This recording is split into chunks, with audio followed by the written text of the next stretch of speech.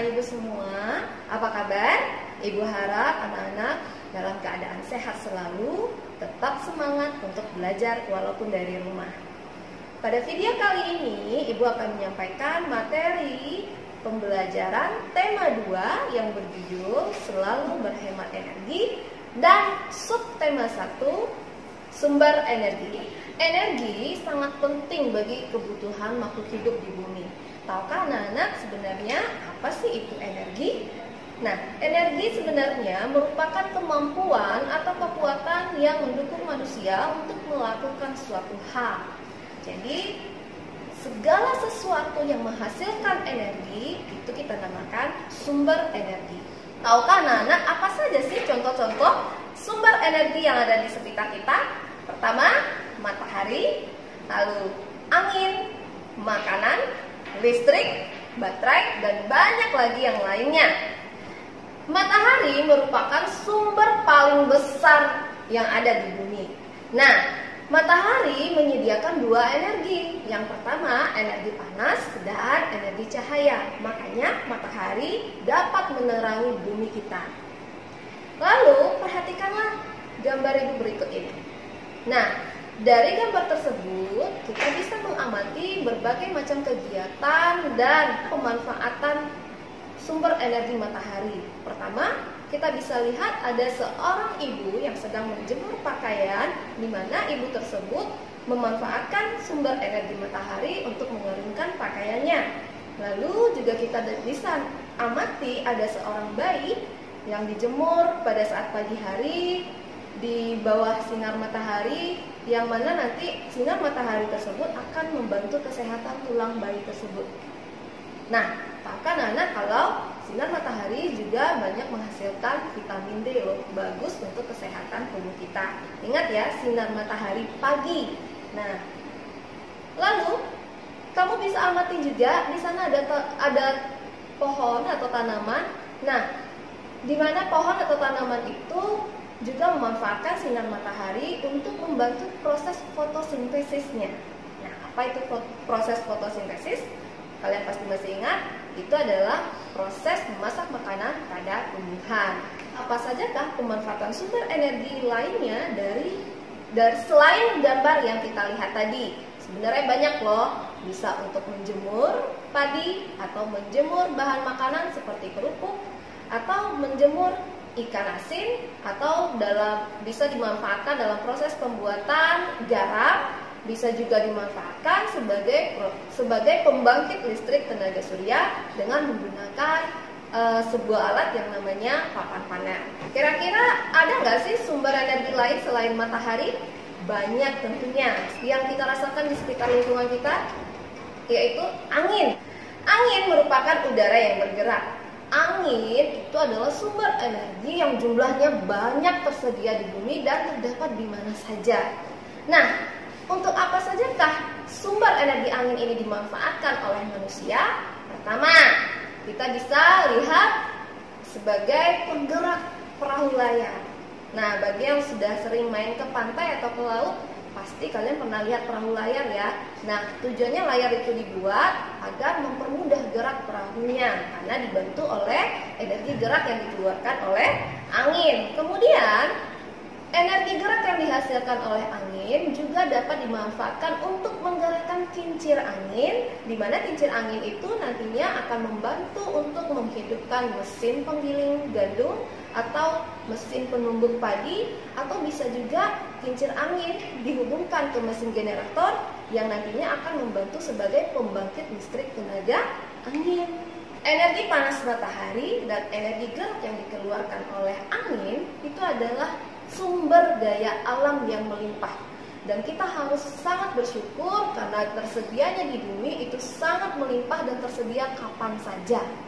Lalu sumber daya alam apa saja lagi yang ada di bumi?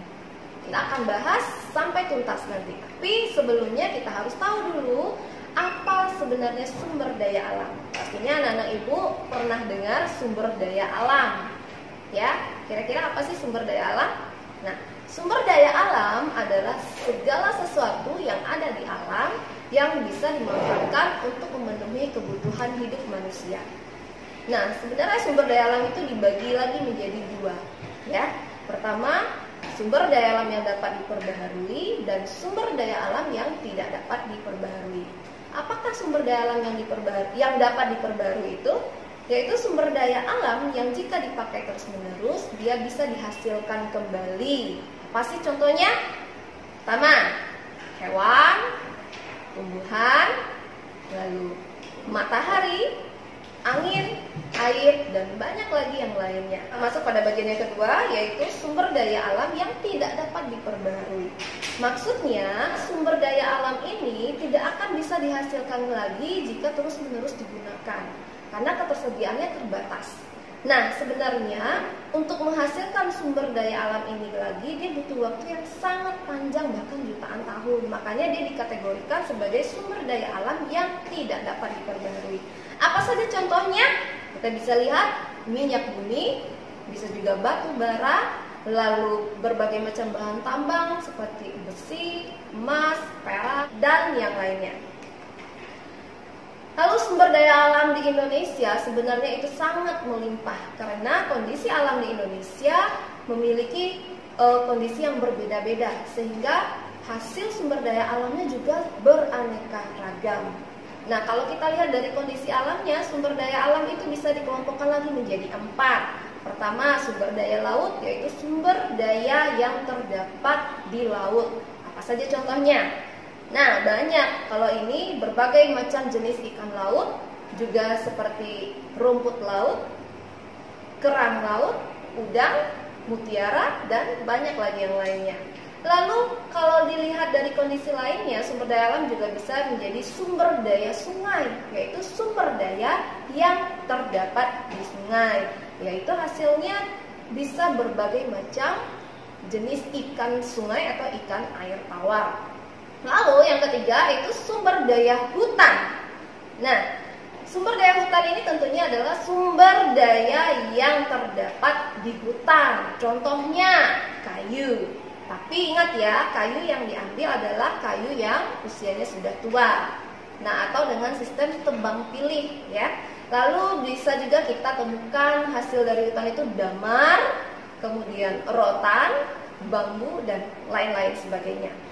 Kemudian yang keempat, sumber daya pegunungan. Nah, sumber daya pegunungan adalah sumber daya yang dihasilkan dari daerah pegunungan. Contohnya banyak, berbagai macam bahan tambang itu juga salah satunya dihasilkan dari daerah pegunungan seperti mineral atau logam mulia yang biasa digunakan sebagai bahan baku pembuatan perhiasan. Nah, dalam pemanfaatan sumber daya alam ini harus kita lakukan secara bijak, yaitu menggunakannya secukupnya saja dan tidak berlebihan sehingga ketersediaannya tetap terjaga dalam waktu yang sangat lama, terutama sumber daya alam yang tidak bisa diperbaharui. Lalu, apa sih lagi sumber daya alam yang bisa kita manfaatkan dalam kehidupan sehari-hari? Nah, yang lainnya bisa seperti air. Pastinya anak-anak ibu sudah tahu air kayak mana. Nah, air itu juga merupakan sumber daya alam atau sumber energi yang sangat penting bagi kehidupan makhluk hidup di bumi. Kita wajib menjaga dan menghemat penggunaan air agar tetap bisa kita gunakan dalam waktu yang mendatang dan jangka yang lama. Kita berhak mendapatkan air bersih, namun kita juga memiliki kewajiban untuk menjaga dan menghemat air. Nah, anak-anak tadi perhatikan, apa sih sebenarnya hak atau apa sih sebenarnya kewajiban? Ibu yakin sekali anak-anak sudah belajar di kelas 3 sebelumnya. Nah, untuk mengingatkan kembali, apa sih beda hak dan kewajiban? Hak adalah sesuatu yang harus kita terima atau kita peroleh. Sementara kewajiban adalah sesuatu yang harus kita lakukan. Hak dan kewajiban harus dilaksanakan secara seimbang. Nah, untuk melaksanakannya, kita akan melaksanakan terlebih dahulu kewajiban, barulah setelahnya kita bisa menerima hak yang harus kita peroleh. Nah, apa sih kewajiban kita terhadap air tadi? Nah, pastinya anak-anak ibu sudah bisa nih menyebutkan. Nah, pertama, menghemat penggunaan air dengan cara berbagai macam ini. Menghemat penggunaan air itu bisa dengan mematikan keran ketika sudah selesai digunakan, atau kita mandi menggunakan shower, tidak diguyur pakai gayung terus-terusan, itu lebih boros ya, jadi lebih hemat pakai shower. Atau juga kita menggunakan air bekas sisa-sisa cucian untuk membersihkan lantai dan lain-lain sebagainya. Lalu kewajiban kita terhadap air selanjutnya adalah membersihkan sumber mata air atau sungai ya. Jadi sungai itu jangan sampai tercemar atau kotor, kita harus jaga kebersihannya supaya sumber mata air juga tetap terjaga. Kemudian kita juga memiliki kewajiban terhadap air, yaitu tidak mencemari air atau tidak membuang sampah ke sungai, karena itu bisa mencemari sumber air. Nah, itu tadi kewajibannya. Kira-kira sekarang apa sih hak kita terhadap air? Tentunya kita berhak menggunakan air, terutama air bersih nih. Dalam kehidupan sehari-hari kita akan selalu menggunakan air bersih. Pertama, air bersih untuk minum. Kita perlu air bersih, kita berhak mendapatkan air bersih untuk minum. Lalu kita juga bisa menggunakan air bersih untuk mandi, mencuci, dan juga untuk kebutuhan hidup lainnya. Air juga bisa dimanfaatkan sebagai pembangkit listrik tenaga air. Nah, sumber energi apa lagi nih yang ada di sekitar kita? Kita tadi sudah bahas matahari, angin, air, dan yang berikutnya ini nggak kalah pentingnya. Ini sumber energi yang paling banyak dimanfaatkan oleh manusia, yaitu listrik. Nah, sumber energi listrik itu digunakan setiap hari terus-menerus oleh manusia dalam berbagai macam aktivitas dan rutinitas manusia itu. Nah, apa saja kewajiban yang harus kita lakukan terhadap listrik?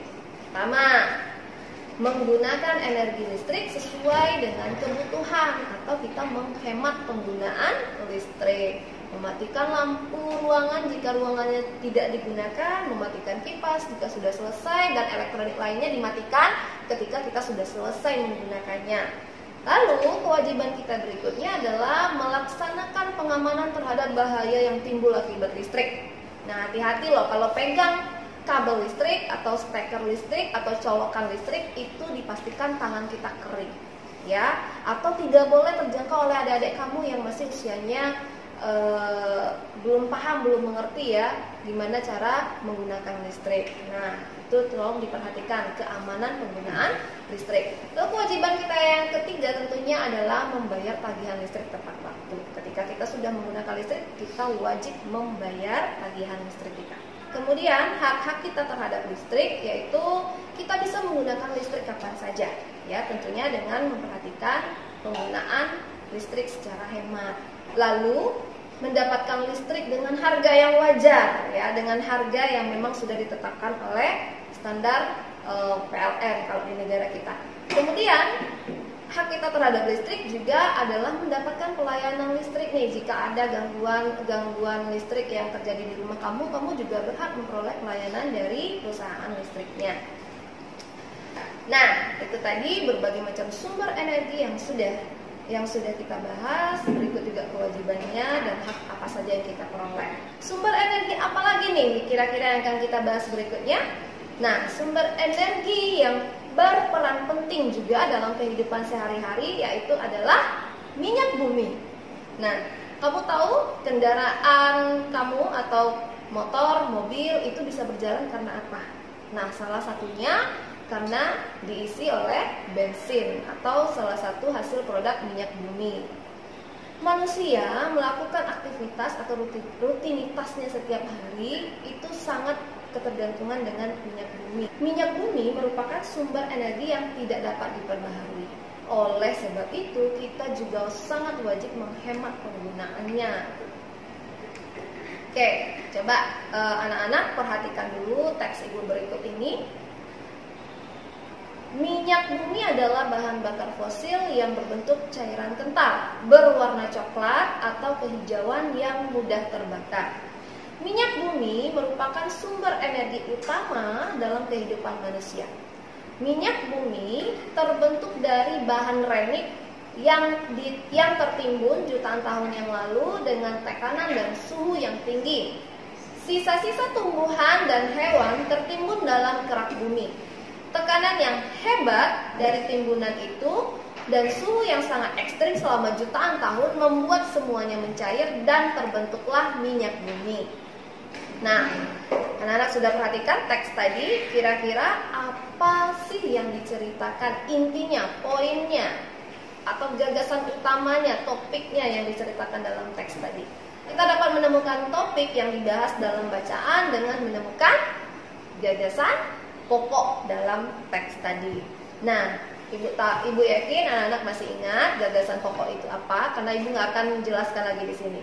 Nah, gagasan pokok itu juga bisa dibilang atau disebut dengan kata lain gagasan utama atau ide pokok, dan biasanya dia terletak di dalam sebuah kalimat utama atau kalimat topik. Nah, gagasan utama yang terletak pada awal paragraf. Nah, itu namanya adalah deduktif. Lalu gagasan utama yang terletak di akhir paragraf itu namanya induktif. Lalu gagasan utama yang bisa kita temukan di awal atau di akhir paragraf itu namanya campuran atau deduktif dan induktif. Oke, kita kembali pada teks tadi. Berdasarkan teks tadi kita dapat menemukan gagasan utamanya itu di dalam kalimat utama yang terletak di awal paragraf tadi, yaitu minyak bumi adalah bahan bakar fosil yang berbentuk cairan kental berwarna coklat atau kehijauan yang mudah terbakar. Nah, itulah kalimat utamanya. Kemudian kita akan tarik gagasan pokok dari kalimat utamanya menjadi gagasan pokoknya adalah minyak bumi. Nah, kira-kira anak-anak Ibu paham apa yang Ibu sampaikan, dan ini hanya pengulangan saja dari lanjutan materi-materi kita dari tema 1 juga, gagasan pokok dan pendukung.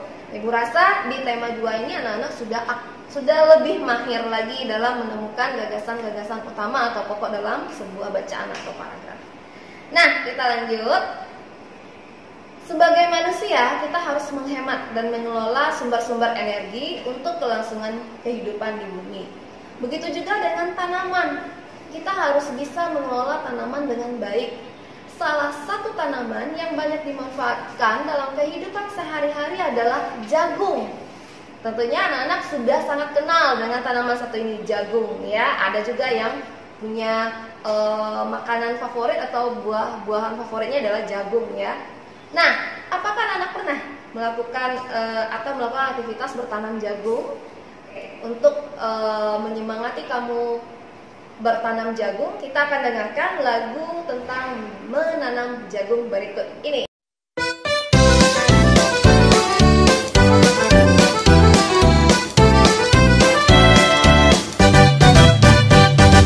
Ayo kawan, kita bersama menanam jagung di kebun kita. Ambil cangkulmu, ambil cangkulmu, kita bekerja tak jemu-jemu. Cangkul, cangkul, cangkul yang dalam, menanam jagung di kebun kita. Cangkul, cangkul, cangkul yang dalam, menanam jagung di kebun kita. Beri pupuk supaya subur, tanamkan benih dengan teratur.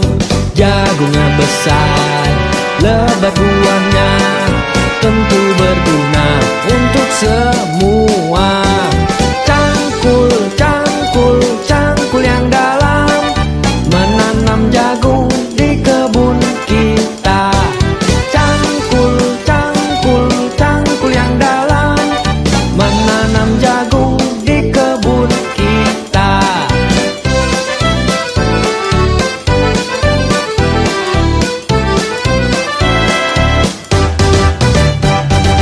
Oke, gimana? Ibu rasa anak-anak sudah tahu semua ya lagunya, karena lagu ini sudah sangat familiar dan sering kamu nyanyikan di kelas-kelas sebelumnya ataupun di waktu kamu kecil, di saat kamu TK dan lain-lain sebagainya. Nah, lagu menanam jagung siapa yang ciptakan? Nah, itu diciptakan oleh Ibu Sud. Nah, Ibu Sud ini memang sering kali menciptakan berbagai macam lagu-lagu anak nasional ini. Lalu dalam sebuah lagu kita mengenal nada, ya.